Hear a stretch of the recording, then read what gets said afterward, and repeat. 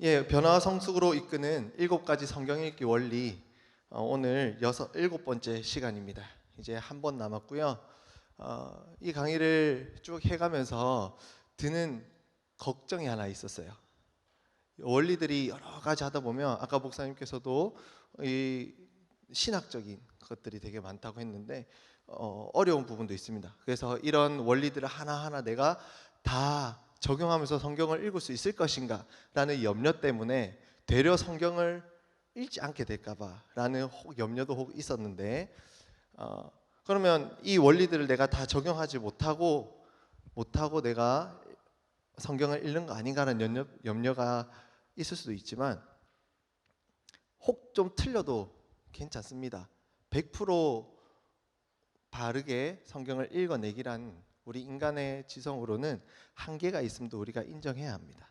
그래서 제가 신대원에서 배웠던 것처럼은 똑같이 이렇게 같이 공유할 수는 없겠지만, 이 원리들, 기본적인 원리들만 마음과 머리에 새기고 있으면 성경을 읽을 때 훨씬 정확하고 풍성하게 읽을 수 있는, 또 무엇보다 목사님들 설교를 들을 때 더 명확하게 잘 들을 수 있는, 또 이단들과의 어떤 접촉이 있을 때 그것은 분별할 수 있게 되는 큰 힘과 도움이 될 줄 믿습니다. 그래서 좀 어려울 수 있지만, 낯설 수는 있지만, 내가 이거 배워가지고 하나도 안 맞는데 성경 읽어 뭐 하겠노가 아니라 그래도 꾸준히 꼭 읽어 나가시길 바랍니다. 아멘이십니까? 네, 꼭 읽으셨으면 좋겠습니다. 오늘은 6번째 원리로 우리 같이 제목 읽어볼까요? 같이 읽어보겠습니다. 시작. 문자는 문자로, 상징은 상징으로, 비유는 비유로라고 되어 있습니다. 성경에 보면 다양한 장르가 있고요. 성경에는 어떤 것은 그 문자 그대로 받아들여야 하는 것, 상징은 어떤 상징인지를 생각해서 받아들이는 것, 또 비유는 말 그대로 이 비유는 무엇을 나타내는 걸 생각하면서 읽어야 되는 것들이 있습니다. 그러한 것들을 우리 같이 한번 살펴보도록 하겠습니다. 한 번만 더 부탁드릴게요. 그 모니터 소리는 조금만 더 키워주시면 감사하겠습니다. 고맙습니다. 오늘 방송실이 굉장히 갑작스러운 일로 고생을 합니다. 고맙습니다. 자, 오늘 여러분들이랑 같이 강의를 하면서 성도님들이 많이 듣게 되는 단어 중에 하나가 알레고리라는 단어일 겁니다.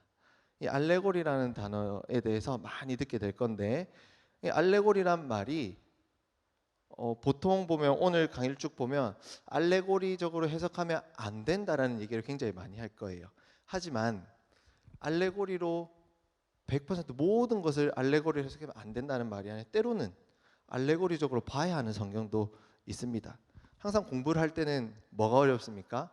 예외가 어렵죠. 알레고리도 보통은 이렇게 해석하면 안 된다고 하겠지만, 예수님이 알레고리로 푼 말씀이 있거든요. 그 말씀 또 받아들여야 됩니다. 신학 대학원 다닐 때 알레고리에 알러지가 생길 뻔했습니다. 하도 많이 들어가지고요. 하지만 또 알레고리가 굉장히 또 매력적으로 다가오기 때문에 우리는 이것을 좀 때론 경계해야 되고, 그래서 성경을 바르게 읽을 수 있는 시각을 가져야 합니다. 그럼 계속 알레고리 하는데 알레고리가 뭘까부터 한번 살펴보도록 하겠습니다. 자, 알레고리적 해석 방법이란 첫 번째 문단 우리 한 목소리로 같이 읽어보겠습니다. 시작. 알레고리적 해석은 풍류적 해석 또는 우화적 해석이라고도 합니다. 알레고리의 어원적 의미는 다른 것을 말함입니다. 이 해석의 출발점은 텍스트의 문자 이면에 다른 의미가 있다는 믿음입니다. 그래서 다른 표현으로 영해라고 하기도 합니다. 문자 이면에 있는 영적인 의미를 찾아내는 해석이라는 것입니다. 알레고리 해석이란 것은 기본적으로 이렇게 텍스트가 있는데 이 텍스트 이면에 의미하는 무언가가 더 있다라는 겁니다. 그 의미를 찾아내고 해석하는 게 알레고리라는 해석입니다. 이 알레고리 해석은 언제 시작됐냐면 주전 6세기경에 그리스에서 문학 비평가 레기움의 발음이 좀 어렵습니다. 테아게네스라는 사람이 창안했고요.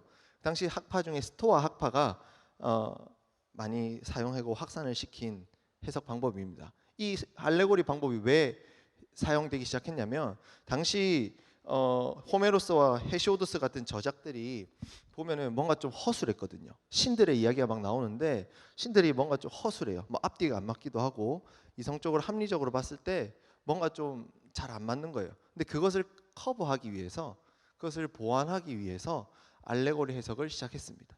뭔가 말이 안 맞는 것 같은데, 신들이라면서 뭔가 좀 모자란 것 같은데, 그 이야기 이면에는 사실은 이러한 의미가 있기 때문이다라는 해석을 제시하는 거죠.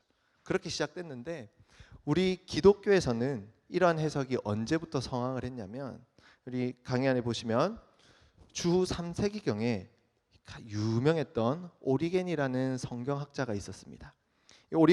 오리겐이라는 성경학자가, 사람이 주로 이 알레고리 해석을 잘 썼는데요. 논리가 인간은 영, 혼, 육으로 되어 있으니까 그런 것처럼 성경 본문도 삼중적인 의미로 되어 있다. 문자적 의미, 또 하나는 도덕적 혹은 비유적인 의미, 또 하나는 영적인 의미로 되어 있다라고 주장을 한 거예요. 예를 들어 보면 겨자씨 비유에서의 겨자씨란 무엇인가? 겨자씨는 첫 번째, 1차적으로는 문자적 그대로 겨자씨를 의미한다. 하지만 또 어떤 비유적 의미로는 믿음을 비유하는 거고, 또 그걸 더 나아가서 영적인 해석을 하면 영적인 의미로는 겨자씨는 하나님 나라를 의미한다. 뭐 이런 식으로 해서 해석을 하는 거예요. 오리겐이 실제로 어떤 식으로 해석했냐면 한번 살펴보도록 하겠습니다.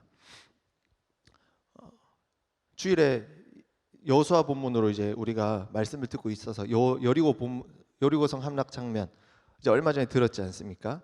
근데 여리고 함락 장면을 이 알레고리로 해석을 한 오리겐은 어떻게 했냐면, 한번 보세요. 지도자였던 여호수아는 예수님으로, 여리고는 세상으로. 언약궤에 앞서가던 7 제사장은 신약에 나오는 그 성경 기자들, 제자들, 마태, 마가, 누가, 요한, 야고보, 유다, 베드로 7사람 끼워 맞춘 거죠. 그리고 기생 라합은 죄인들로 구성된 교회, 라합이 창문에 매단 줄은 그리스도의 구속의 피로, 이렇게 원래 문자에 적힌 그 말고 이면에 있는 어떤 의미들을 찾아내고 해석을 하는 겁니다. 오리겐이 그렇게 했어요. 또 하나만 더 보면 창세기에 아브라함이 자기 종을 시켜서 아들 이삭의 아내를 구해오도록 합니다. 그래서 그 아브라함의 종이 이삭의 아내를 구하러 갔는데 이 우물에서 만나는 여인이 내가 물을 권하면 나에게도 줄 뿐더러 내가 데리고 온 짐승들에게도 낙타들에게도 물을 주면 이 사람이 하나님이 나에게 만나게 해주신 이삭의 아내인 줄 알겠습니다 라는 그런 이야기예요. 그 성경 기사를 보면서 오리겐은 어떻게 해석을 했냐면, 리브가는 뭐라고 적어놨습니까? 모든 신자를 의미한답니다. 그리고 우물은 뭐라고 했습니까? 성경이라고 해석을 합니다. 또 아브라함의 종은 뭐라고 합니까? 예언의 말씀이라고 합니다. 그러면서 이제 영적 교훈을 이렇게 이끌어내는 거예요. 리브가처럼 우리도 리브가가 이제 우물에 나아갔잖아요. 날마다 우물에 가서, 우물이 바로 성경이죠. 성령의 물 곧 하나님의 말씀을 길어야 하며, 그렇게 하면 리브가가 이삭을 만나 결혼한 것처럼 우리도 그리스도를 만나 그분과 결혼할 수 있다. 말이 너무 멋있죠. 뭔가 탁탁 매치가 되는 것 같지 않습니까? 그렇게 이면의 의미를 찾아내고 그런 의미들을 꿰어서 교훈을 찾아내는 방식이 바로 알레고리의 해석입니다. 이 알레고리 해석은 오늘날에도 잘못 해석되는 경우가 굉장히 많습니다. 예를 들어놨죠. 첫 번째 예로는 기드온과 300용사 이야기입니다. 이야기 스토리 잘 아십니까? 스파르타의 300용사가 아니고 기드온과 300용사. 기드온과 300용사는 하나님께서 미디안에게 압제받는 이스라엘을 위해서 기드온이라는 사사를 세우셔서 그 미디안의 압제에서 구원해 주시는 그 스토리입니다. 그때 싸우러 갈 사람 하니까 32,000명이 모였습니다. 몇 명이 모였다고요? 네. 근데 미디안 군대는 몇 명이었냐면 13만 명이 넘었어요. 13만 대 3만, 10분 몇 분의 1입니까? 4분의 1, 5분의 1밖에 안 되는데, 그래서 그것도 상대가 안 되는데 하나님은 그것도 많대요. 그래서 인구 줄하라 하니까 무서워서 돌아갈 사람 하니까 22,000명이 돌아가고, 그럼 몇 명 남았습니까? 수학이 어려우시죠? 32,000명이 모였다가 22,000명이 돌아갔어요. 몇 명 남았습니까? 10,000명이 남았습니다. 자, 10,000명 대 13만 5천 명, 게임이 될까요? 근데 하나님은 10,000명도 많대요. 그래서 더 줄아라 하니까 저희 가서 물 마시는 사람들 보고 그 포즈를 가지고 딱 구분을 지었어요. 한 명은 어떤 부류들은 고개를 쳐박고 벌컥 물을 마셨고, 또 어떤 부류의 사람들은 손에 물을 떠서 이렇게 마셨습니다. 근데 손에 물을 떠서 마신 사람이 300명이었고 나머지는 이렇게 벌컥 마셨던 거예요. 하나님이 300명, 이렇게 손에 물을 떠서 마신 300명을 선택하시고 이 사람들하고 전쟁해라고 합니다. 그 전쟁 방식이 되게 재밌어요. 300명 가지고 13만 5천 명을 이겨야 되는 거예요. 근데 방식이 한 손에는 나팔을 들고 또 하나는 횃불을 이 항아리에 숨겨서 가져가는 거예요. 그래서 일제히 신호에 따라서 나팔을 뿌 불고 항아리를 깨뜨리고 막 이렇게 전쟁을 하는 거거든요. 거기서 이제 300명이 13만 5천 명을 이겼다는 놀라운 이야기가 이 기도원 300용사 이야기입니다. 자, 이것을 어떻게 해석하냐면, 참 항아리를, 그 항아리라는 단어의 이면적인 의미를 뭐라고 적어놨습니까? 신자의 몸. 그리고 그 안에 있는 횃불은 뭐라고 되어 있습니까? 불이니까 성령 아니겠습니까? 그죠? 불이니까 성령이죠. 그렇게 해석을 합니다. 그래서 어떻게 하냐? 세상과의 싸움에서 승리하려면 반드시 우리 안에, 신자의 몸이라 했잖아요. 신자의 몸 안에 성령을 모셔야 한다라는 교훈을 이끌어낸 거예요. 이 바른 해석일까요? 사사기 저자의 의도는 뭐냐면, 우리가 우리 몸 안에 내주하시는 성령님이 충만하도록 해서 늘 영적 싸움에서 승리할 수 있다는 것을 제시해 주는 것이 아니라, 본문의 요점은, 이 기도원 300용사의 요점은 고작 300명밖에 안 되지만, 300명 대 13만이 넘는 군대, 말도 안 되는 싸움이지만 이를 통해서 하나님의 살아계심을, 하나님이 싸우신다는 것을, 하나님의 일하심을 드러내도록 하는 것이 이 본문의 요점입니다. 사사의 기도원을 사용하셨지만, 함께한 300용사가 있었지만, 결국 이 싸움은 하나님이 자기 백성을 위해서 싸워주시는 거다라는 것을 알려주시는 게 기도원과 300용사 이야기의 핵심입니다. 이것을 알레고리로 이면의 의미를 계속 찾다 보면 이상하게 막 산으로 가버리는 거죠. 하나만 더 보겠습니다. 우리가 너무나 사랑하는 찬양, 주의 말씀 의지하여 깊은 곳에 그물 던져, 그 얘기가 나오는 성경 얘기입니다. 누가복음 5장에 보면 베드로를 처음 부르시는 예수님의 모습을 볼 수 있습니다. 밤새 고기를 못 잡은데 예수님이 저기 깊은 곳에 가서 그물을 던져라 하자 고기가 많이 잡혔더라는 얘기입니다. 여기서 이제 알레고리 해석을 한 어떤 분은 어떻게 해석을 하냐면, 참 근데 저는 이거 보면서 야, 이렇게 해석하는 것도 능력이다 싶어요. 진짜로 한번 보세요. 갈릴리 호수의 물은 뭐라 하냐면 하나님의 말씀이라고 합니다. 야, 이것도 근거도 있습니다. 어떤 근거를 대냐면 에베소서 5장 26절에 보면 뭐 어떻게 말씀하냐면, 이는 곧 물로 씻어 말씀으로 깨끗하게 하사 거룩하게 하시고, 여기서 물과 말씀이란 말이 나와요. 그러므로 성경은 지지하는 거죠. 물은 곧 하나님의 말씀을 의미하는 거라. 그러므로 여기 갈릴리 호수의 이 물은 하나님의 말씀이다라고 알레고리 해석을, 영적인 해석을 해내는 거예요. 그 이면의 의미를 찾아내는 거예요. 그리고 이렇게 설명합니다. 그물은 교회입니다. 그리고 베드로가 그물을 내린 그 행위는 목회 사역을 의미합니다. 그 목회 사역을 통해서 잡은 물고기들은 바로 성도를 의미합니다. 그러므로 이 본문의 의미는 그물을 내린 베드로가 그물이 찢어질 정도로 많은 고기를 잡은 것은 깊은 진리의 말씀, 그 말씀을 전함으로써 교회의 성장을 이루는 것을 의미합니다. 여러분들 믿으십니까? 하나님의 말씀을, 깊은 하나님의 말씀을 전해서 교회가 성장될 줄 믿으십니까? 아멘. 그 말은 맞아요. 저도 완전 아멘입니다. 하나님의 깊은 말씀의 깊은 의미를 바로 전할 때 하나님의 말씀은, 하나님의 교회는 성장할 줄 믿습니다. 하지만 이 본문이 그걸 얘기하는 건 아니잖아요. 그죠? 이 본문은 그런 얘기가 아닙니다. 그래서 이런 알레고리 해석을 통해서 이렇게 해석한 사람은 교회 성장을 이루기 위해선 성경 말씀을 깊이 있게 해석하고 가르치고 설교해야 한다고 이런 교훈을 이끌어냅니다. 말은 참 멋있고 그럴듯하고 은혜도 되는데 성경 본문이 얘기하고자 하는, 우리 배웠던 것처럼 이 성경 저자가 얘기하고 싶은 그 내용은 사실은 아닙니다. 그래서 케빈 벤 후저라는 학자는 이렇게 얘기했습니다. 우리 같이 한번 읽어볼까요? 시작. 성경 본문에 새로운 어떤 뜻을 더하시는 것이 아니라 이미 거기에 있는 뜻에 활력과 능력을 주십니다. 라고 이제 설명을 합니다. 성령 충만하면 성경이 얘기하고 있는 그 모든 텍스트의 이면에 영적인 해석들이 다 되는 게 아니라 성령님 이미 되어져 있는 그 해석에 성경 말씀이, 목사님 늘 얘기하는 거, 머리에서 가슴으로, 가슴에서 손과 발로 할 수 있는 능력을 주신 게 성령님의 역할인 것입니다. 이렇게 알레고리 해석을 하면 이렇게 몇 개 예를 들어서 들었지 않습니까? 뭔가 문제가 있다는 것을 느낄 텐데 좀 더 구체적으로 어떤 문제가 있는가 한번 살펴보도록 하겠습니다. 그리고 그러면 바르게 문자는 문자로, 성경은 성경으로, 비유는 비유로 어떻게 말씀을 읽어 나갈 수 있는가를 또 여러 성경 본문을 가지고 우리 한번 맛보기로 몇 개씩 실습하듯이 한번 살펴보고자 합니다. 먼저 알레고리 해석의 문제점입니다. 우리 같이 한번 읽어볼까요? 시작. 알레고리적 해석은 굉장히 신령해 보이고 감동이 되기도 합니다. 그리고 매우 성경적이라고 느껴지기도 합니다. 하지만 사실은 매우 주관적이며 독단적인 것입니다.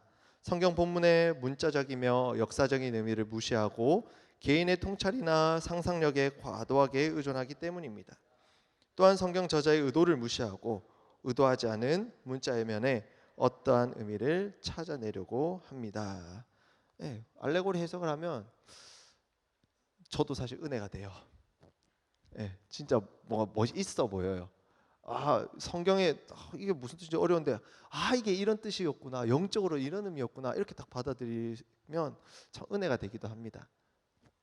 하지만 우리가 배웠던 원리 순서가 이거 6번째잖아요. 그죠?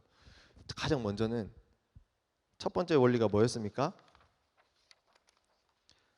천천히 자세히 주의 있게 읽으면서 그 다음에 저자의 의도가 뭔가, 성경 저자가 도대체 이 본문 말씀을 통해서 무슨 말을 하고 싶었던가를 캐치하는 게 가장 먼저입니다. 알레고리 해석도 마찬가지입니다.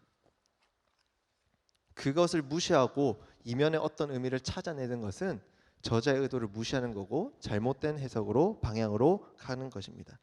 그래서 또 한번 예를 들어보면 우리 삼손 이야기, 삼손이 딥나의 어떤 여인을 보러 갑니다.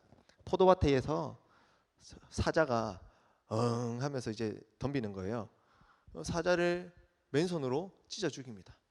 삼손에게 하나님의 영이 임해서 엄청난 힘으로 사자를 이겨버립니다. 그리고 며칠 후에 다시 지나가는데 사자가 죽어 있고 그 시체에 꿀이 있었습니다. 그것을 삼손은 그 꿀을 가지고 먹고 부모님에게도 줍니다. 자, 이거를 가지고 어떤 분은 이렇게 해석을 합니다. 꿀은 사자 시체에 있던, 사자 그 주검에 만들어져 있던 꿀은 하나님의 상급입니다. 하나님의 능력입니다. 그리고 그 포도원은 평화를 뜻합니다. 거기에서 삼손에게 덤비려고 했던 사자는 마귀를 의미합니다. 그러므로 포도원에서 사자가 삼손에게 달려든 것은 평화로운 시기에 마귀가 신자를 유혹하고 공격하는 것을 의미합니다. 하지만 삼손이 사자를 죽이고 그 죽음에서 꿀을 발견했는데 바로 그것은 무엇을 의미하냐? 마귀와 싸워 이긴 신자가 하나님의 능력을 공급받고 하나님의 상급을 받게 되는 것을 의미합니다. 라고 해석하는 설교자가 있었다고 합니다. 제가 직접 들은 설교는 아닌데 사실 근데 그런 의미가 아니지요. 삼손은 이 꿀을 먹어도 되는 사람일까요? 안 되는 사람일까요? 사실 안 되는 사람이에요. 하나님의 선물이 아니에요. 삼손은 태어날 때 뭘로 태어났습니까? 나실인으로 태어났습니다. 나실인의 금기사항 중에 하나가 뭡니까? 시체에 손을 대면 안 돼요. 근데 그 시체에 꿀을 먹으려면 시체를 만질 수밖에 없었는데 나실인의 법을 어기게 된 거죠. 즉 삼손은 그 나실인으로서의 그 지위와 사명보다는 자기의 잠깐의 그 배고픔, 육신의 욕망을 더 중요하게 여긴 사실 좀 못난 모습입니다. 이 본문은 그걸 얘기해 주는 거지 하나님으로부터 그 꿀 선물을 받았다라고 해석하는 것은 잘못된 해석이라는 겁니다. 자, 그러면 도대체 성경을 바르게 읽는 방법은 실제 예들은 어떤 겁니까? 이제 넘어가서 한번 보겠습니다. 버나드 램이라는 분이 이렇게 얘기를 했습니다. 이것도 같이 한번 읽어볼까요? 시작. 실로 여기에 단 하나의 길이 있다. 문자적 성경 해석에 우선권을 주라. 문자적 해석이 모든 알레고리적 혹은 신비적 성경 해석의 심판자로 군림하게 하라. 문자적으로 먼저 보라는 겁니다. 성경에 쭉 기록된 그 텍스트의 의미를 먼저 이해하고 받아들여야 합니다. 사실 나중에도 보겠지만 알레고리로 해석된 성경 본문들이 있습니다. 그거는 풍류적 해석으로 그 이면의 의미를 찾아내야 하는 성경 이야기들이 분명히 존재합니다. 하지만 그 이전에 먼저 우리가 해야 할 작업은 텍스트, 문자의 그 의미를 먼저 해석해야 되는 겁니다. 그래서 또 때로는 너무 극단적으로 가서 뭐 상징이고 비유고 다 필요 없다, 문자 그대로만 읽어야 된다라는 기계적인 문자주의도 사실은 잘못된 옳은 것은 아닙니다. 그래서 뭐 굳이 말을 붙이자면 건전한 문자적 읽기란 이 말을 했는데, 여기 두 번째 문단 한번 보세요. 그래서 건전한 문자적 읽기란 성경 저자가 단어나 문장을 문자적으로 사용한 경우에는 어떻게 해요? 문자적으로. 영적으로 사용한 경우에는 어떻게 해요? 영적으로. 상징적으로 사용한 경우에는 상징적으로. 저자가 의도한 대로 읽으면 되는 거예요. 참 쉽죠. 저자가 뭐 시킨 대로 읽으면 되는 겁니다. 근데 뭐 그거를 우리가 분별하는 게 때로는 지식이 필요할 때도 있고 경험이 필요할 때도 있고 도움이 필요할 때도 있습니다. 자, 한번 보겠습니다. 그래서 먼저 성경이 비유로 적힌 거, 상징으로 적힌 거, 모형적으로 적힌 거, 또 예수님의 비유의 말씀들을 우리 몇 개씩 살펴보면서 이렇게 성경을 봐야 되는구나를 한번 감을 한번 잡는 시간을 갖도록 하겠습니다. 먼저 비유는 간단하게 한번 살펴볼게요. 비유는 무엇과 같다, 뭐 말 그대로 비유잖아요. 비유법에 보면은 뭐 직유법, 은유법, 제유법 등 여러 가지 비유법들이 있는데, 성경에는 이렇게 비유로 비유법을 사용한 것들이 굉장히 많이 있습니다. 왜냐하면 어떤 현상이나 사물을 뭐 길게 설명하면 좀 지루할 수도 있는데, 이제 딱 비유를 해주면 얼마나 쉽습니까? 우리 목사님 뭘로 하셨더라? 휴지가 이거 있잖아요. 이거 아십니까? 이거 요거다.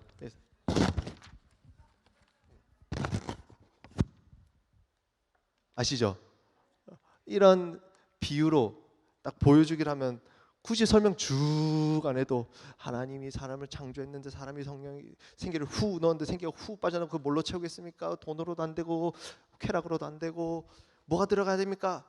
다 설명 안 해도 이제는 우리 성도님들 3초면 설명 끝나잖아요. 얼마나 좋습니까? 그렇게 이게 비유로 상징으로 많이 성경이 사용이 됩니다.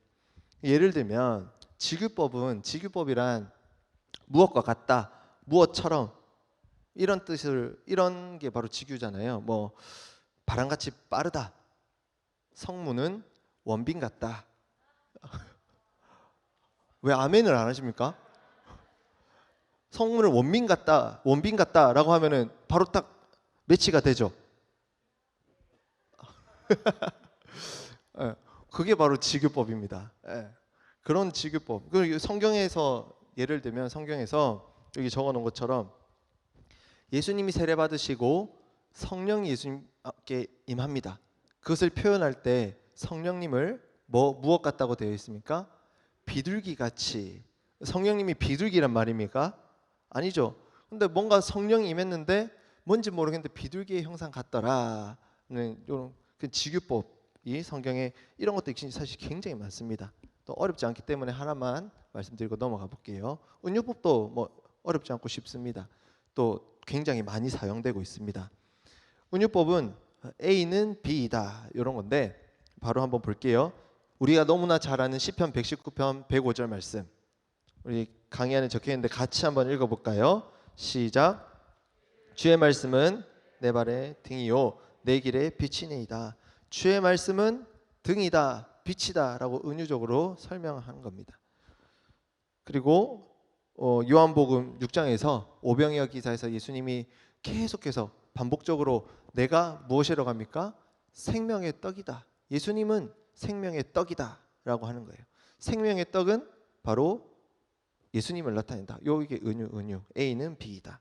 그래서 골로새서 1장 18절에서도 예수님과 교회의 관계를 은유적으로 머리와 몸의 관계로 이제 비유로 설명을 하죠. 그래서 예수님은 몸인 교회의 머리시다. 예수님은 머리고 교회는 몸이다. 이런 유기적인 관계를 은유법으로 비유로 설명을 합니다. 이런 게 굉장히 많이 나옵니다. 그리고 이제 상징적으로 설명한 게 있는데, 상징은 비유랑은 조금 다른 개념입니다. 굉장히 비슷하지만 상징과 비유의 차이점이 뭐냐면 은유는 특히 은유법과 비슷한데, 은유는 어떤 보조관념을 통해서 원관념을 나타내는 거예요. 예를 들면 보조관념은 머리고 원래관념은 예수 그리스도, 이렇게 은유라면 상징은 그냥 보조관념만 써서 의미를 나타낼 수 있는 거예요. 예를 들면 여기 적어놨는데 니코스 카잔자키스, 그 이름이 어렵습니다. 이 사람의 문학 작품 중에 이런 글이 있어요. 같이 한번 읽어볼까요? 시작. 수도원으로 들어갔다. 널따란 마당의 한가운데는 예배소가 있고 그 옆에는 가느다란 뾰족탑을 갖춘 자그마한 모스크가 자리를 잡았다. 마침내 이곳에서 십자가와 초승달이 서로 만났다. 자, 여기서 한번 표시를 해보시기 바랍니다. 예배소, 그리고 모스크, 또 뭘 표시하냐면 십자가, 초승달, 이것을 표시 한번 해보시기 바랍니다. 무엇을 상징하는지 바로 아시겠죠? 예배소와 십자가는 기독교를 상징하는 거고, 그리고 모스크와 초승달은 이슬람을 상징하는 겁니다. 이게 상징입니다. 상징. 이런 보조 개념으로 바로 의미를 나타내 버리는 게 상징입니다. 이런 상징도 성경에 많이 있습니다. 그 중에 하나만 대표적으로 살펴보면 성경에는 뱀이 여러 번 등장합니다. 뱀. 저희 아들이 만화로 된 창세기 있고 뱀 흉내를 굉장히 잘 내던데 뱀을 굉장히 좋아합니다. 근데 저희 아들이 좋아하는 뱀은 성경에서 굉장히 부정적으로 그려진 뱀을 좋아해서 사람이 죄인인가 봐요. 악한 것을 좋아해요. 다윗과 골리앗 이야기에서도 골리앗을 더 좋아하더라고요. 네, 약간 했는데 한번 보면 성경엔 뱀이 갖는 상징적 의미가 있는데, 뱀이 어떨 때는 부정적인 의미로, 어떨 때는 긍정적인 의미로 사용됩니다. 여기서 보면 악한 것을 나타낼 때 뱀을 많이 상징으로 나타내기도 하고요. 때로는 지혜로운 것을 나타낼 때 뱀을 들어 설명하기도 합니다. 대표적으로 우리 창세기 에덴 동산에서 하와를 꼬셨던 그 간교한 뱀을 생각해 보십시오. 지혜롭게 보이십니까? 악한 것을 나타내는 거겠죠. 근데 성경에 보면 제자들을 세상에 전도하도록 파송하는 그 기사에서는 마태복음 10장 16절에서는 뭐라고 말씀하시냐면 제자들을 세상에 파송하시면서 뱀같이 지혜롭고 비둘기같이 순결하라고 합니다. 그럼 여기서 하필 예수님이 왜 뱀이란 단어를 사용하셨을까요? 뱀이 악하다는 것을 상징하기도 하지만 당시 그 고대 사회에서 뱀은 굉장히 지혜로운 동물로 통했다고 합니다. 먹잇감을 찾을 때 뱀은 신중하게 정확한 순간을 기다렸다가 한 번에 놓치지 않고 먹이를 탁 잡는 이 모습을 보면서 지혜롭다, 슬기롭다라고 사람들이 인식하기도 했답니다. 그래서 뱀은 그 두 가지 의미가 있는 거예요. 창세기 3장 1절에 보면 뱀을 두고 이렇게 말씀합니다. 여호와 하나님이 지으신 들짐승 가운데 가장 간교하다. 뱀이 가장 간교하대요. 근데 이 간교하다라고 쓰여진 그 원어가 간교하다라고 해석이 될 수도 있고 지혜롭다, 슬기롭다라고 해석이 될 수도 있어요. 그러니까 우리가 배웠던 것처럼 문맥에 따라서 저자의 의도에 따라서 그 사용된 단어가 간교하다라고 할 수도 있고 슬기롭다라고 할 수도 있는 거예요. 성경의 뱀이라는 상징은 그 두 가지 의미로 나타날 수 있다는 겁니다. 방금 말씀드린 마태복음 10장 16절 뱀같이 지혜롭고 비둘기같이 순결해라라는 이 말씀에서 뱀은 어떤 상징으로 쓰였을까요? 네, 지혜롭다, 긍정적인 의미로 사용됐다는 것을 우리는 알 수 있습니다. 상징들이 성경에 되게 많이 나옵니다. 특별히 이제 요한계시록에 보면 수많은 비유와 상징들이 나타나는데, 이런 상징을 어떻게 해석해야 되나 몇 가지 지침을 가지고 왔습니다. 4가지 지침인데 같이 한번 하나씩 읽어보도록 하겠습니다. 첫 번째 지침 같이 읽어볼까요? 성경 저자들의 해석에 주의를 기울여야 합니다. 두 번째입니다. 상징으로 등장하는 사물이나 동식물의 일반적인 속성을 고려해야 합니다. 세 번째, 상징과 상징이 아닌 것을 구별해야 합니다. 네 번째, 성경의 상징들을 해석할 때 신중함이라는 덕목이 필요합니다. 이 4가지 지침을 가져왔는데 간단하게 또 설명 한번 드리겠습니다. 첫 번째 지침, 성경 저자들의 해석에 주의를 기울여야 했는데, 어떤 성경 본문에서 상징적으로 쓰인 단어가 있어요. 근데 그 본문에서는 이 상징이 도대체 무엇을 의미하는지 알 수 없는 거예요. 그럴 경우에는 다른 성경에서 이 상징을 어떻게 무엇으로 표현하고 있는가를 참고하는 겁니다. 예를 들어 보면 시편 80편에 보면 시편 80편 14절에 보면 포도나무가 등장합니다. 한번 제가 읽어볼게요. 한번 잘 들어주세요. 시편 80편 14절, 만군의 하나님이여 구하옵나니 돌아오소서, 하늘에서 굽어보시고 이 포도나무를 돌보소서. 이 포도나무를 돌봐달라고 시편 기자가 노래합니다. 근데 이 포도나무가 뭘까요? 이 시편만 봤을 때는 사실 이거를 알기는 어렵습니다. 그럴 때 다른 성경 저자들의 이 포도나무에 대한 해석이 무엇인지를 살펴보면, 이 포도나무는 이스라엘을 상징하는 거구나라는 것을 알 수 있습니다. 상징은 그 본문으로 알 수 없을 땐 다른 성경 저자들의 해석을 참고해야 합니다. 성경을 엄청 잘 알아야겠죠. 그죠? 쉽진 않습니다. 그래서 세월이 필요하고 많이 성경 읽다 보면 이제 이해가 되는 겁니다. 그래서 이 포도나무란 것은 호세아 10장 1절에서도 그렇고 예레미야 2장 21절에서도 그렇고, 이 포도나무는 계속 이스라엘을 의미하는 대표적인 상징이 포도나무입니다. 에스겔도 그렇고 이사야서에서 그렇고요. 자, 두 번째 지침, 상징으로 등장하는 사물이나 동식물의 일반적인 속성을 고려해야 됩니다. 상식적으로 생각해라 이 말입니다. 자, 보면 마태복음 7장 6절에서는 이런 말씀이 있습니다. 거룩한 것을 개에게 주지 말며 너희 진주를 돼지 앞에 던지지 말라. 여기서 보면 개, 진주, 돼지 이런 게 있는데, 예수님이 이것을 얘기한 것은 진주 가져 있는 사람들은 진짜 개에게 던져줄까 봐, 돼지한테 목 걸어줄까 봐 염려해서 해주신 말씀 아니겠죠. 상징적으로 하는 말이잖아요. 당시에 요즘의 개는 이제 애완견으로 너무 귀엽지만, 당시의 개는 쓰레기를 뒤지고 사람들 버린 음식물 먹는 좀 돼지도 이런 부정하고 더러운 존재였는데, 개도 그런 존재를 상징한다고 합니다. 그 당시에는요. 진주는 그때나 지금이나 여전히 값진 보석, 가치 있는 것을 의미하는 거죠. 그런 상징은 그렇게 일반적인 상식적으로 생각했을 때 그 일반적인 속성을 고려해야 한다라는 겁니다.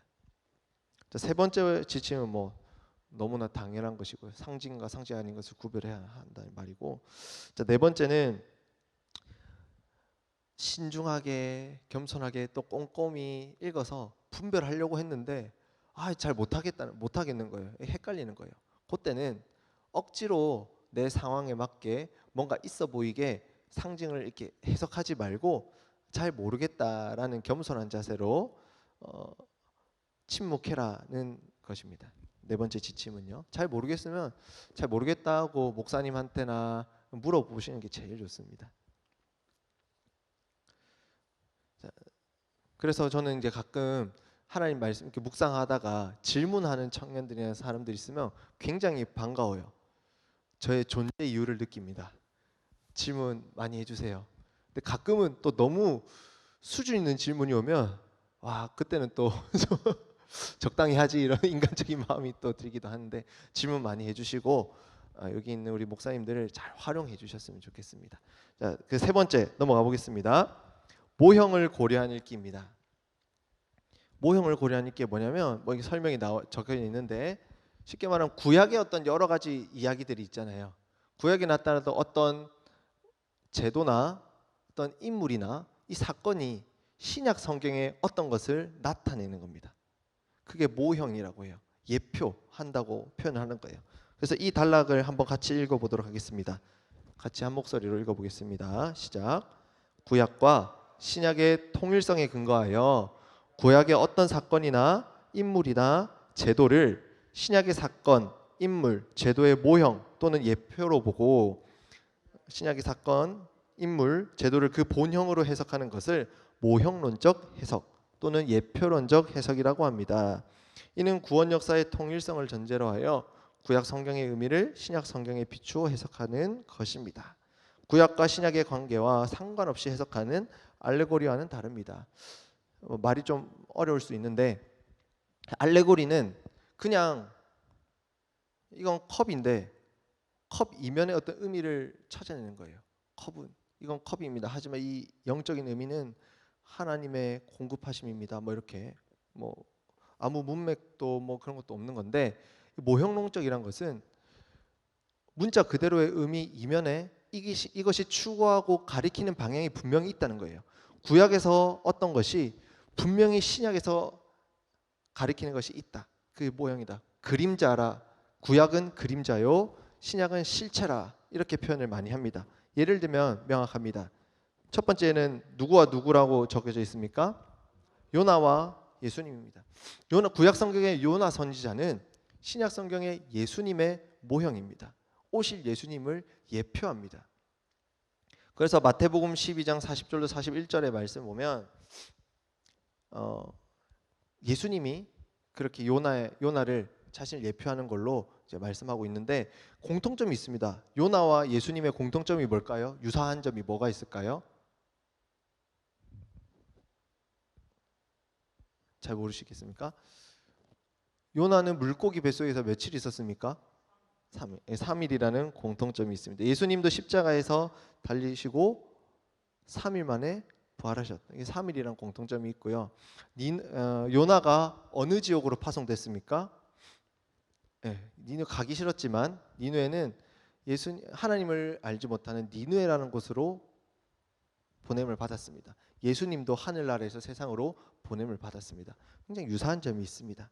근데 이 모형은 실체와 차이도 분명히 나타납니다. 차이가 있어야 합니다. 모형은 말 그대로 모형에 불과한 거예요. 그래서 요나는 예수님과 굉장히 비슷한 면이 있지만 요나는 니느웨에게 회개하세요라는 회개의 메시지로 끝났을 뿐이지만 예수님은 이 세상에 오셔서 회개의 메시지보다 더 앞서 나가서 천국 복음의 메시지를 전했습니다.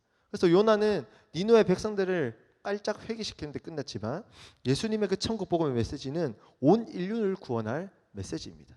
모형보다 신약의 그 실체는 더 온전하고 완성되고 더 좋아 보이는 겁니다. 더 좋아 보이는 거. 그 차이가 분명히 나타납니다.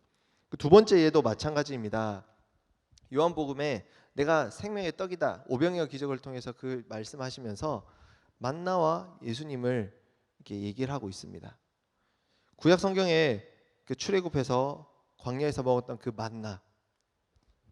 만나와 예수님과 유사한 점이 또 있고 차이점도 분명히 있습니다. 유사한 점은 무엇일까요? 만나도 하늘에서 내려왔어요. 예수님도 하나님께서 오신 분이에요. 비슷하죠? 근데 분명히 차이점이 있죠. 만나는 먹어도 배가 고팠습니까? 안 고팠습니까? 애굽의 고기가 생각날 만큼 그렇게 좋았지 않았던 것 같습니다. 온전하지 못했지만 예수님은 어떻습니까? 생명의 떡이신 예수님은 배고프지도 아니하고 목마르지도 아니하고 영원한 생명을 주는 분, 생명의 떡이신 거죠. 차이가 있는 거죠. 모세와 예수님도 이렇게 모형과 실체로 드러납니다. 마태복음에서 마태가 그렇게 계속해서 드러나는데 자, 예수님과 모세의 유사한 점은 무엇일까요? 한번 생각해 보세요. 모세는 태어날 때 어땠습니까? 예수님은 태어날 때 어땠습니까? 그 당시 정권이 남자를 안 좋아했어요. 아기를 다 죽여라고 했어요. 그죠? 모세도 사내 아이 태어나면 다 죽여라 했고 헤롯 대왕도 사내 아이 태어나면 2살 위에 그 당시 2살 밑에 남자를 다 죽여버리려 했잖아요. 그런 유사한 점이 있습니다. 그리고 모세도 애굽에서 길러줬고 예수님도 애굽으로 피신 갔다 돌아옵니다. 그럼 유사한 점이 있습니다. 하지만 모세는 율법을 받아가지고 내려왔지만 예수님은 모세가 받아온 그 율법을 온전하게 완성하시고 천국 복음을 선포하신 그 차이도 분명히 존재합니다. 모세를 통해서 아까 말씀드린 요나를 통해서 또 무엇입니까? 만나를 통해서 모세를 통해서 구약에서는 계속해서 예수님을 바라보게 합니다. 신약 성경에 예표하는 것은 거의 대부분이 예수 그리스도예요. 구약에서 했던 모든 제사도 그렇고요. 제사 제도도 그렇고요. 어떤 사건도 그렇고요. 대부분 신약에서 예수 그리스도를 예표하는 예수 그리스도의 모형인 경우가 굉장히 많습니다. 그래서 이런 좀 재미난 질문도 있어요. 강사님, 구약의 성도들은 어떻게 구원받나요? 사도행전 4장 12절인가요? 16절인가요? 오직 구원을 받을 만한 그 이름 한 가지를 줬다는데 그게 오직 예수님이라 했는데 구약에는 아직 예수님이 안 왔는데 구약 성도들은 예수님을 모를 건데 구약 성도들은 어떻게 구원받을 수 있나요? 이런 질문을 합니다. 구약 성도들은 어떻게 구원을 받을까요? 10계명 다 지켜서요? 그거 풀어서 하면 613가지 율법이 있는데 그 율법을 다 지켜서 구원을 받을 수 있었을까요? 아닙니다. 율법은 갈라디아서에도 설명하지만 율법은 그 기능이 뭐냐면 율법을 다 못 지킨다는 걸 가르쳐 주는 기능이에요. 너 그 죄인이란 걸 알려주는 기능이에요. 결국에는 구약 백성들도 구약에서 모든 제도와 사람과 사건들이 예표하고 가리키는 예수 그리스도 오실 메시아를 바라보고 소망하고 믿음으로 구원을 받을 수 있었다는 사실입니다. 결국 예수님으로 구원받는 거예요. 구약 성도들도. 그렇게 구약에 끊임없이 예수님을 신약 성경에 예수님을 예수 그리스도를 예표하는 것이 굉장히 많이 나타납니다. 자, 그러면 참 모형과 모형이 아닌 것을 구별하는 팁을 한 4가지로 또 이것도 가져왔는데 한번 읽어보도록 하겠습니다. 같이 읽어볼까요? 첫 번째 시작.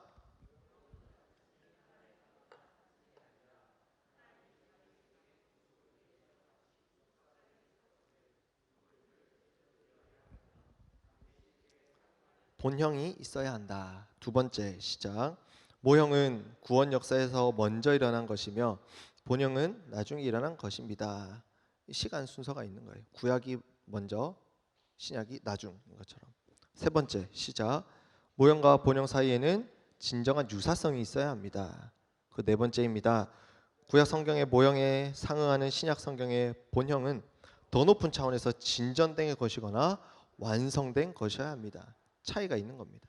이런 팁을 생각하면서 자, 우리 구약의 요셉 아시죠? 요셉. 우리 요셉이 안 보이네요. 요셉 있으면 좀 써먹으려 했는데 요셉이 아마 소그룹 들어간 것 같은데 그죠? 예. 하여튼 구약에 나온 그 요셉이 예수님의 과연 모형일까요? 어떤 것 같습니까? 위에 그 모형인 것과 아닌 것 구별하는 팁을 생각하면서 요셉은 예수님을 나타내는 모형인가 한번 생각해 보겠습니다. 첫 번째, 요셉은 구원 역사에서 중요한 역할을 했을까요? 안 했을까요? 굉장히 중요한 역할을 했습니다. 요셉을 통해서 하나님은 그 약속의 언약의 백성을 보존시켰습니다. 가뭄이 들어서 다 죽어버릴 그 위기에서 요셉을 총리로 만드셔서 그 언약 백성을 보존하셨습니다. 거기서 쓰임 받은 인물이 요셉입니다. 자, 두 번째로 요셉이 그리스도의 모형이라 한다면 요셉이 먼저입니까? 예수 그리스도가 먼저입니까? 너무 뻔한 질문이죠. 요셉이 구약이 있으니까 먼저. 그 수천 년, 수백 년 지나서 예수님이 오셨잖아요. 그리고 또 세 번째로 예수님과 요셉이 유사성들이 굉장히 많이 있습니다. 한번 생각해 보세요. 요셉은 형들에게 배신당했죠. 형들에게서 팔렸잖아요. 그죠? 예수님도 자기 사랑하는 제자인 가룟 유다에게 배반당하고 다른 그 대제사장 무리들한테 넘겨줍니다. 가룟 유다가. 그런 비슷한 모습들이 있습니다. 또 요셉은 그 언약 백성, 자기 가족들을 보존하고 그 기근에서 구원하시기 위해서 그 과정 가운데 보디발의 종이 되고 그런 종의 신분으로 있었습니다. 예수님도 철저히 하나님의 종으로 오셨습니다. 그런 유사성도 있습니다.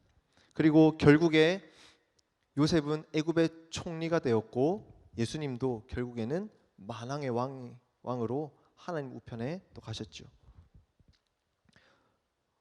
하지만 요셉과 예수 그리스도 차이는 명백한 비교가 되죠. 이건 뭐 굳이 설명 안 해도 너무 당연한 겁니다. 요셉은 기껏해야 자기 일족을 구했다면 만왕의 왕이신 예수님은 온 인류를 구원한 분이 우리의 구원자 되십니다. 그러므로 이런 것을 보았을 때 창세기에 기록된 요셉은 장차 오실 메시아의 모형으로 우리가 충분히 볼 수 있다는 사실입니다.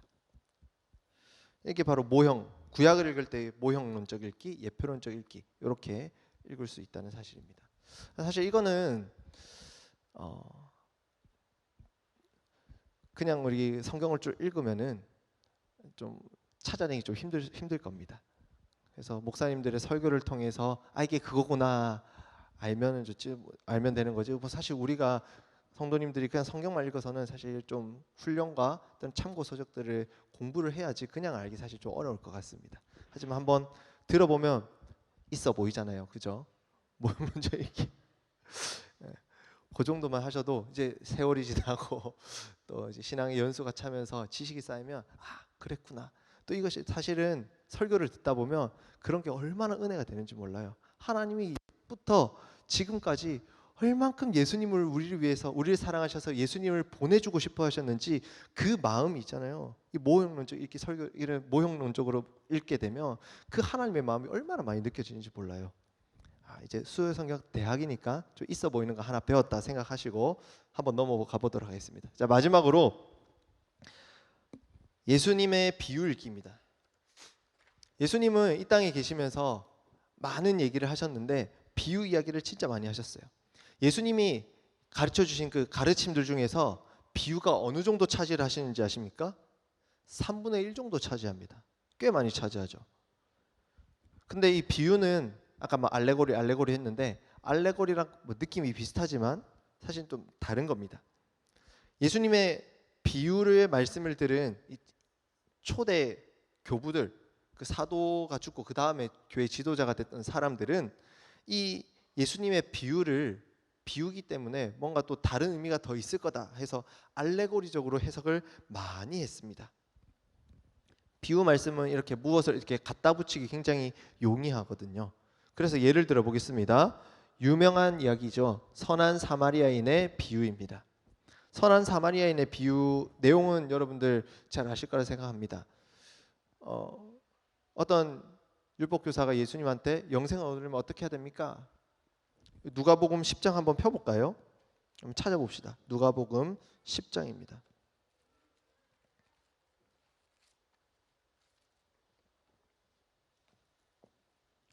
누가복음 10장 25절부터 37절까지 나와 있는데 25절 보시면 어떤 율법교사가 일어나 예수를 시험하여 이르되 선생님 내가 무엇을 하여야 영생을 얻으리이까? 그러면서 이제 주고받다가 예수님이 너 잘 안 해. 네가 말한 거 다 행하여라 합니다. 그러면 이제 그 사람이 이렇게 묻습니다. 예수님 앞에. 그러면 내가 이런 것을 행할 이웃이 누구입니까? 도대체 이웃은 누구입니까? 그때 예수님이 선한 사마리아인의 비유 이야기를 쭉 해주시죠. 가다가 어떤 사람이 많이 다쳤는데 제사장이 지나갔는데 피했고 레위인도 피했고 이 다친 유대인을 보고 사마리아 사람이 와서 도와주더라. 데리고 가서 주막에서 돈도 다 지불해주고 나중에 꼭 내가 다시 돌아올게 약속도 하고 그렇게 선한 사마리아인이 있더라. 자, 여기서 그러면 이웃이 누구겠니? 제사장이냐? 레위인이냐? 사마리아인이냐? 그러자 이 예수님의 비유의 말씀을 듣고 있던 그 율법 교사는 차마 이제 자기 유대인이니까 사마리아 사람 싫으니까 사마리아인이요라고 말하기 싫었는지 그냥 자비를 베푼 사람입니다라고 얘기를 하는 그 얘기입니다. 이게 아까 얘기했던 처음에 언급했던 알레고리의 해석을 정말 잘했던 오리겐이라는 사람이 이 선한 사마리아인의 비유를 기가 막히게 알레고리로 해석을 합니다. 뭐라고 해석을 하냐면 강의 안에는 이제 여리고로 내려가는 그 유대인 그 사람을 아담이라고 적어놨는데 하나하나 그 영적인 어떤 이면의 의미를 다 설명을 합니다. 어떻게 해석을 하냐면 여리고로 내려가는 사람은 아담이요, 예루살렘은 낙원이요, 여리고는 세상이요, 강도들은 적대 세력들이요, 지나가던 제사장들은 율법이요, 레위인은 선지자요, 사마리아 사람은 그리스도요, 그리고 그가 받은 상처는 불순종이요, 그 사마리아인이 타고 왔던 짐승은 주님의 몸이요, 그 사람을 맡겼던 주막은 교회요, 그 주막에 지불했던 비용 2데나리오는 성부와 성자요, 주막 주인은 교회의 우두머리 수장이요, 그리고 사마리아 사람이 돌아오겠다고 한 것은 구세주의 재림이다라는 이런 알레고리 이면의 의미들을 쭉 설명을 해줍니다. 그래서 이 해석에 따르면 뭐냐, 이 비유는 아담의 타락에서 시작해서 그리스도의 구속과 재림에 이르는 구원 역사의 전 과정을 아울러서 비유로 설명해주는 예수님의 가르침입니다라고 이 비유를 해석해 버립니다. 하지만 성경이 예수님이 하신 이 사마리아 비유는 그런 뜻은 아닙니다. 근데 애석하게도 이 오리겐이라는 사람의 영향력이 참 컸는지 이 해석이 또 멋있잖아요. 그래서 그런지 어거스틴도 종교개혁을 했던 루터도 이러한 영향을 받아서 해석을 쭉 했던 역사가 있습니다. 하지만 예수님이 하신 이 선한 사마리아 비유의 목적은 뭘까요? 목적은 구원의 전 역사를 알려주시는 그 의도가 아니라 율법 교사가 질문했잖아요. 그러면 내 이웃이 누굽니까?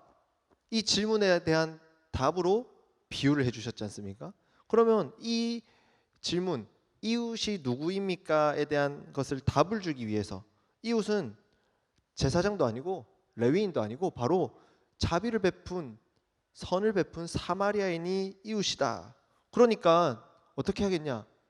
니도 사마리아인처럼 그렇게 해라. 누가 네 이웃인지를 정해놓고 선을 베풀고 하지 말고 어려움을 당한 사람의 이웃이 되어 주라라는 그 말이 예수님이 그 말을 하기 위해서 선한 사마리아인의 비유를 말씀하신 것입니다.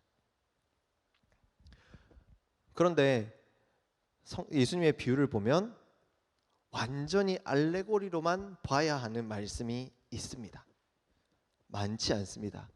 굉장히 몇 개밖에 없습니다. 대표적으로 어떤 것들이냐면 마태복음 13장에 보면 7가지 비유가 나타납니다. 하나님 나라는 이런 것이다. 쭉쭉쭉쭉 7가지 비유가 있는데 그 비유 중에서 2가지 비유는요. 예수님이 친히 해석을 또 해주셨어요.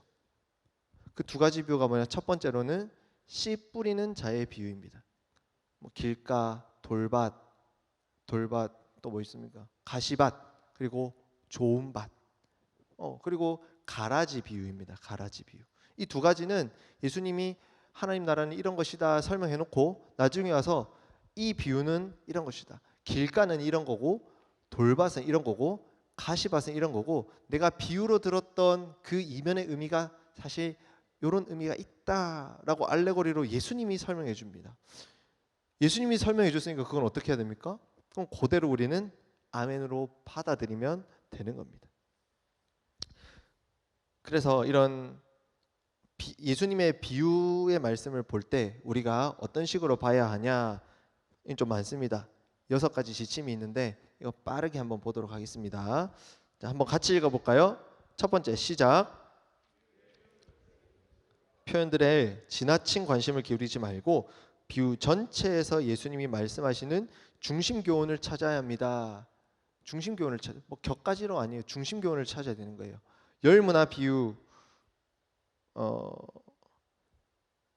열처녀 비유입니다. 예, 적어놨네요. 열처녀 비유에서 보면은 어떤 사람들은 그 10명의 처녀가 기름을 준비를 해서 신랑이 오는 거 준비를 해야 되는데 5명 준비 못했잖아요. 야, 그럼 좀 나눠주지, 이기적이다. 지들만 가져야 된다. 베드로 후서 전서입니까? 베드로 전서 4장 8절을 보면 너희는 뜨겁게 사랑할지니 사랑은 허다한 죄를 덮느니라고 말씀하셨는데, 야, 너는 이 10처녀 중에 5처녀는 그 잘못했다고 도와주지 않고 있는다. 참 이기적이다. 이렇게 해석해 보면 안 되는 거예요. 10처녀 비유로 예수님이 하시고 싶은 말씀은 마지막 때에 내가 언제 재림할지 모르니까, 다시 언제 올지 모르니까 그 신랑이 언제 올지 모르는 것처럼 늘 준비하는 것처럼 깨어 있으라는 걸 얘기해주고 싶은 거예요. 그게 핵심이죠. 그 중심적인 교훈에서 벗어나면 안 되는 거예요. 두 번째 읽어보겠습니다. 시작. 비유를 말씀하신 예수님의 의도를 파악해야 합니다. 세 번째입니다. 비유의 상황을 주의 깊게 관찰해야 합니다. 예를 들면 이런 겁니다. 잃은 양 비유라고 적어놨는데, 잃은 양 비유가 마태복음에 한 번 나오고 누가복음에 한 번 나옵니다. 근데 비유의 상황을 주의 깊게 관찰해라 했는데, 이 어린 양 비유는요, 마태복음에 누가복음에 같은 비유지만 상황은 달라요. 예수님이 다른 상황에서 각각 한 번씩 이 비유의 말씀을 쓰신 거예요. 예수님도 비유를 재탕하셨던 거죠. 그러니까 저희도 이제 설교할 때 비유를 재탕해도 용서해 주시기 바랍니다. 예수님도 재탕하셨습니다. 비유를 재탕하신 거예요. 누가복음의 상황은 어떻냐면, 누가복음은 죄인들을 영접하시고 그들과 함께 음식을 드시는 예수님이 막 그들과 음식을 먹었거든요. 그 예수님을 바리새인들과 서기관들이 비난하는 상황에서 이 잃은 양 비유를 말씀해 주신 거예요. 결국 누가복음에서는 결국 무엇을 말하고 싶은 거냐면, 바리새인과 서기관들에게 하나님은 이렇게 죄인이 회개하는 것을 좋아한다, 그 너무 기뻐하신다는 것을 얘기해 주고 싶었던 거예요. 반면에 마태복음에서는 어떤 상황이냐면, 제자들이 천국에서 누가 큰 자입니까? 막 질문을 하는 그 상황에서 잃어버린 이 비유, 잃어버린 양의 비유를 말씀해 주셨습니다. 그러므로 이 마태복음에서는 그 이 잃은 양 비유를 듣는 청중은 제자들이에요. 제자들에게 예수님이 소자가 실족하게 하는 것을 하나님이 기뻐하지 않는다는 것을 알려주고 싶어서 잃은 양 비유를 사용하신 겁니다. 같은 잃은 양 비유지만 다른 상황에게, 다른 청중들에게 하신 말씀입니다. 그래서 비유는 상황을 주의 깊게 살펴야 합니다. 네 번째 지침입니다. 같이 읽어보겠습니다. 비유의 해석에서도 문맥이 중요합니다. 열문화 비유를 가져왔는데, 어떤 귀인이 멀리 타국으로 떠나와서 왕의 신분을 가지고 돌아옵니다. 그 기간 동안에 이게 열문화를 가지고 자기 밑에 있는 사람들에게 다 하나씩 맡깁니다. 재산을요. 그래서 어떤 사람은 한 문화를 가지고 10문화를 남기고, 어떤 사람은 뭐 다섯 배로 남기고, 근데 어떤 놈은 주인이 별로 안 좋아했던 거예요. 그래서 주인을 꼬롬하게 보고 아무것도 안 하고 꽁꽁 싸매고 있다가, 주인님 나 손해 안 보고 가져왔습니다, 이렇게 얘기를 합니다. 근데 이 문맥의 정황을 알지 못하면, 열문화 비유는 그냥 맡겨진 것을 잘 관리해라는 청지기적 해석으로 가기 쉽습니다. 하지만 열문화 비유는 어떤 문맥이냐면, 이제 열문화 비유는 그 앞에 삭개오 얘기가 나와요. 삭개오 얘기. 삭개오를 만난 예수님이 뭐라고 말씀하시냐면, 오늘 이 집에 구원이 있겠다라고 말씀하시거든요. 그 얘기를 들은 그 주변의 사람들이, 야, 그러면 하나님의 나라가 이제 곧 오는 거 아니냐, 뭐 이런 얘기로 수근수근 됐던 거예요. 삭개오를 만난 예수님이 오늘 구원이 있겠다 하니까, 야, 이제 하나님 나라가 이제 곧 오나? 그때 예수님이 그 수근거리는 얘기를 듣고 아시고는 이 열문화 비유를 하셨던 겁니다. 그래서 이건 한번 찾아볼까요? 누가복음 19장 11절입니다. 누가복음 19장 11절 말씀. 열문화 비유를 왜 말씀해 주셨는지, 어떤 문맥에서 말씀해 주셨는지 그 단서가 보통 단서는 앞에 나와 있습니다. 11절인데 같이 읽어볼까요? 시작. 그들이 이 말씀을 듣고 있을 때에 비유를 더하여 말씀하시니 이는 자기가 예루살렘에 가까이 오셨고 그들은 하나님 나라가 당장에 나타날 줄 생각함이더라. 착각했던 거죠. 삭개오의 집에 오늘 구원이 있겠다 하니까 착각했던 겁니다. 하지만 예수님은 이 열무나 비유를 통해서 그 의도가 뭐냐면 자신이 이제 예루살렘으로 올라가면서 구원을 선포하고 하지만 그렇다고 하나님 나라가 당장 임하는 것은 아니다. 이게 핵심 내용입니다. 하지만 물론 열무나 비유를 통해서 하나님이 다시 오실 때까지 제자들은 성실한 청지기로 살아야 되는 것도 분명히 맞는 얘기입니다. 핵심은 아까 말씀드린 대로 당장 오는 건 아니라는 거죠. 자, 마지막 2개 남았는데 5번째 지침 같이 읽어보겠습니다. 시작. 비유에서 상징적 지시 대상을 갖고 있는 중심 인물들과 그들의 행위 그리고 사물들을 신중하게 가려내야 합니다. 계속 좀 비슷한 내용인데요.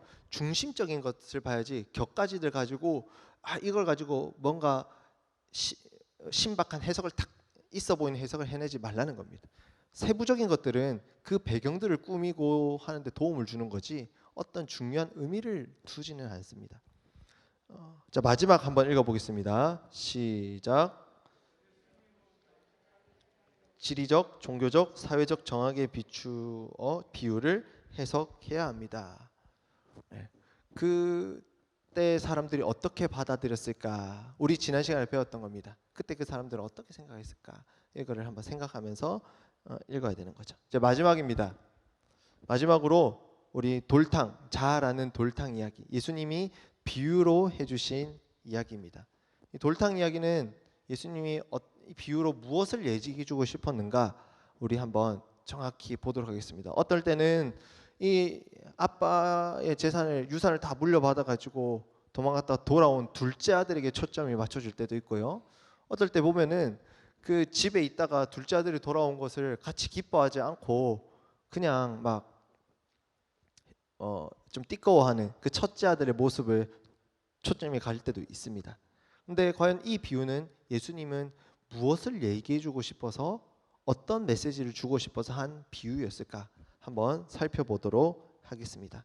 우리 누가복음 15장 11절로 32절까지 말씀입니다. 한번 찾아볼까요? 누가복음 15장 11절로 32절. 너무 길죠? 너무 길어서 읽지 않도록 하겠습니다. 방송실 감사합니다. 너무 길기 때문에 집에서 꼭 한번 읽어보세요. 제가 이렇게 쭉 같이 나누고 나서 집에서 스스로 한번 다시 읽어봤으면 좋겠습니다. 그래서 숙제입니다. 스스로 읽어보는 게. 자, 이 내용은 우리 목사님도 설교를 많이 하셨고 해서 잘 알 건데 질문입니다. 질문 3가지를 던질게요. 한번 답을 스스로 한번 해보세요. 첫 번째 질문입니다. 돌아온 탕자의 이 비유, 이거 내용을 그래도 한번 설명해야겠죠. 간단한 얘기입니다. 먼저 얘기부터 할게요.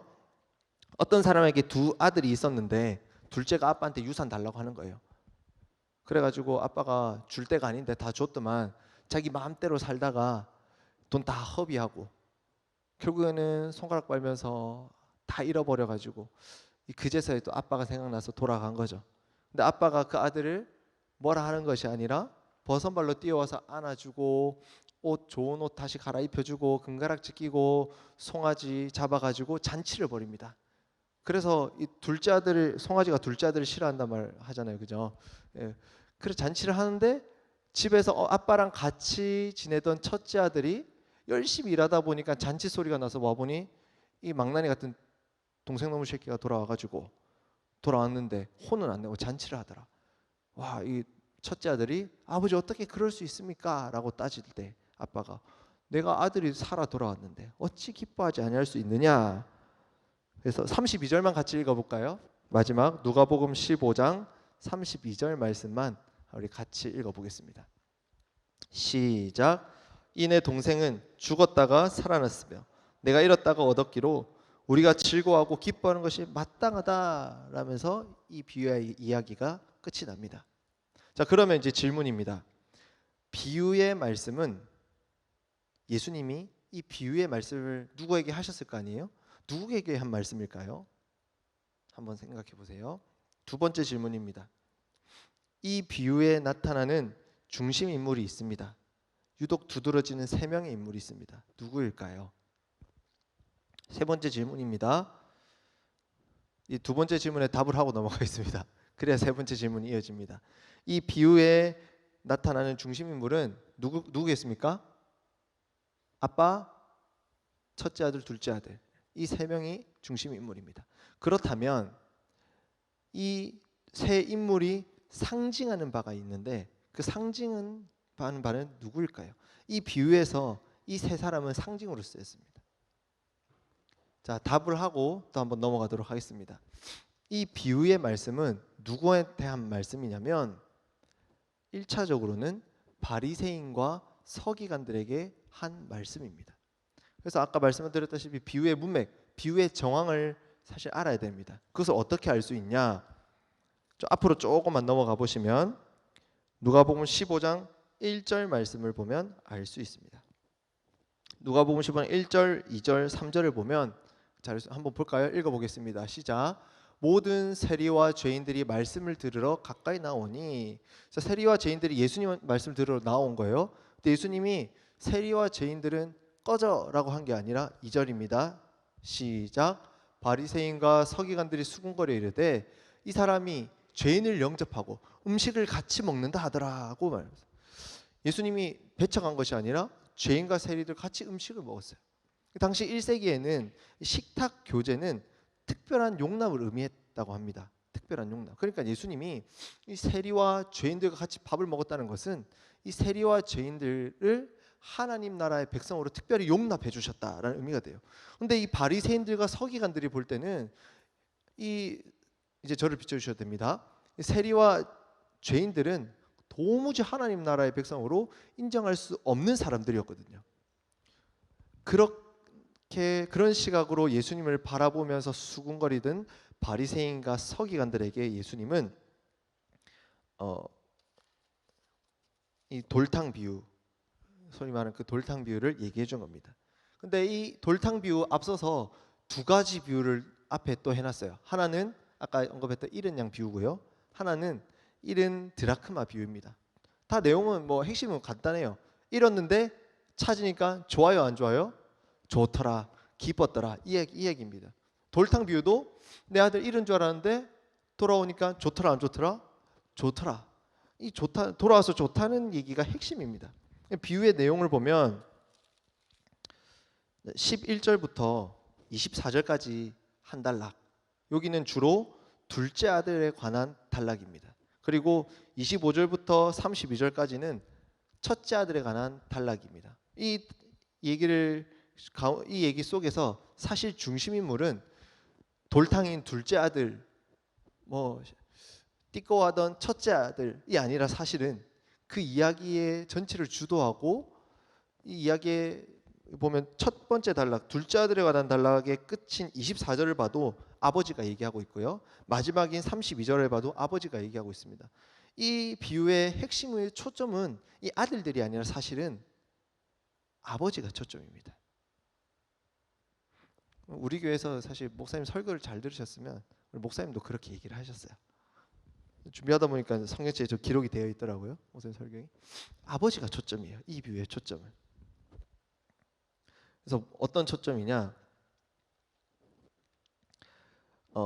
아까 잃은 양 비유, 잃은 드라크마 비유와 동일하게 이 아버지도, 이 비유에 나오는 아버지도 아들을 잃었다가 다시 찾으니까 너무 좋다는 게 핵심입니다. 다시 말해서 이 비유의 중심 인물은 아버지는 아까 누구를 상징한다 했습니까? 이 비유의 아버지는 하나님 아버지를 상징한다 했습니다. 이 하나님 아버지를 상징하고 제가 답을 얘기 안 했던가요? 죄송합니다. 한 줄 알았어요. 아버지는 하나님 아버지, 그리고 맏아들, 첫째 아들은 누굴 상징하냐면 바리새인과 서기관들을 상징하고, 둘째 아들은 예수님과 같이 음식을 즐기던 세리와 죄인들을 상징합니다. 다시요. 아버지는 비유에서 나오는 아버지는 하나님. 첫째는 서기관과 바리새인들, 그리고 둘째는 돌탕은 죄인들과 세리들을 상징합니다. 그래서 이 비유의 내용은, 교훈은 뭐냐면, 긍휼히 여기시며 용서하시는 그 하나님 아버지를 우리가 발견할 수 있어야 되는 겁니다. 하나님은 죄인들이 회개할 때 어마어마하게 기뻐하신다는 그 사실, 그들을 내치는 것이 아니라 잘잘못을 따시면서 다 벌을 주시는 아버지가 아니라 죄를 회개하고 돌아올 때는 기뻐하시며 받아주시는, 용납하시는 은혜로우신 아버지 하나님이라는 것을 알려주고 싶었던 거예요. 누구한테요? 둘째를 띠껍게 여기는 첫째 아들, 누굽니까? 바리새인과 서기관들에게 그렇게 알려주고 싶었던 거예요. 너네가 믿는 하나님은 그들을 배척하는 하나님이 아니다. 회개하고 돌아온다면 너무나도 기뻐하시는 하나님이다. 너네 그걸 좀 알았으면 좋겠다라는 것을 말씀하는 겁니다. 그러므로 이 말씀을 통해서 우리가 받아들일 수 있는 것은, 회개하고 하나님께 돌아갈 수 있다 없다? 있다. 그리고 회개하고 돌아오는 죄인들을 볼 때 하나님이 기뻐하신다 안 기뻐하신다? 기뻐하신다. 그러므로 그 모습을 우리가 만약에 첫째 아들이라면요, 우리는 어떻게 하겠습니까? 이 비유에 나오는 맏아들처럼 띠꺼가는 것이 아니라, 아버지께 따지는 것이 아니라, 서기관과 바리새인들처럼 그렇게 하는 것이 아니라 아버지와 함께 우리도 기뻐할 수 있어야 한다라는 것을 우리는 이 말씀, 이 비유의 말씀에서 받아들여야 합니다. 그래서 우리에게도 적용하기 참 좋습니다. 우리는 새 가족이 오고 예수 믿지 않는 자들이 오면 참 좋을 것 같습니다. 하지만 막상 어떤 우리의 어떤 익숙한 제도 안에, 익숙한 우리의 삶의 패턴 속에서 뭔가 새로운 것이 끼어들면 굉장히 힘듭니다. 그들을 또 섬겨야 되고, 야, 이 큐티 학교부터 못해도 양육반까지는 오지게 헤매겨야 될 텐데, 야, 이거 어떡하지? 내가 한두 명도 한 거 알고 또 해야 되나? 피곤한데. 이런 생각이 들 수도 있습니다. 그럴 때 우리에게 이 말씀은, 내가 서기관과 바리새인 같이 굳어버린 사람이 아닌가라는 경각심을 일깨워줄 수도 있습니다. 혹 이 말씀을 내가 하나님의 자녀로 받아두셨음을 확신하지 못하는 분들이 계십니까? 그러면 이 말씀을 볼 때, 돌탕 비유를 볼 때, 하나님은 회개하는 이들은 내치시지 않고 환대하시고 기뻐하시며 받아주시는 은혜로우신 아버지구나라는 것을 확신하고 확인할 수도 있습니다. 그렇게 이 비유의 말씀을 받아들여야 하는 겁니다. 이제 오늘 강의를 마무리하려고 합니다. 오늘 강의에 맺는 말 여기 굉장히 간단하게 적어놨죠. 굉장히 오늘 좀 길었는데요. 긴 시간을 이렇게 쭉 달려왔는데 결론은 간단합니다. 같이 읽어볼까요? 시작. 문자는 문자로, 상징은 상징으로, 비유는 비유로 하나님의 말씀을 읽으면 됩니다. 그게 하나님의 말씀을 바르게 정확하게 읽는 겁니다. 어떻게 내가 읽을 수 있을까? 어떻게 다 알 수 있을까? 실수해도 됩니다. 실수해도 괜찮습니다. 하지만 겁먹고 성경을 멀리하지 마시고 계속 읽어나가면서 이 하나님의 말씀을 정확하게 알아가는 그 기쁨을 마음껏 누렸으면 좋겠습니다.